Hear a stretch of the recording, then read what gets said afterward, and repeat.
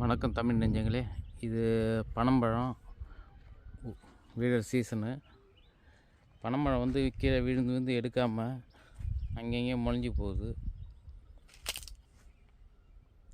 எடுத்து தனித்தனியாக போட்டால் அது வேறு இடத்துல முளைஞ்சி இதுவாகும்.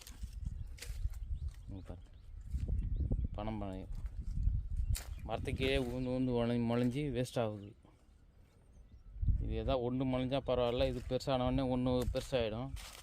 அதனால் நிறையா பனம்பழம் ஊந்து கொசன்னு ஒரு இடத்துல முளைஞ்சிருக்குது. அதனால் அந்தந்த ஊரில் இருக்கிறவங்க நண்பர்கள் இந்த பனம்பழத்தை எடுத்து கரை ஓரம் அங்கங்கே தனித்தனியாக போட்டால் தனித்தனியாக அங்கங்கே முளைஞ்சிடும்.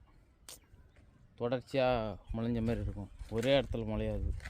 அதனால் நண்பர்கள் கொஞ்சம் ஒத்துழைங்க, கொஞ்சம் கிராமத்துக்காக நம் நாட்டுக்காக வேலை செய்யுங்க. நன்றி, வணக்கம்.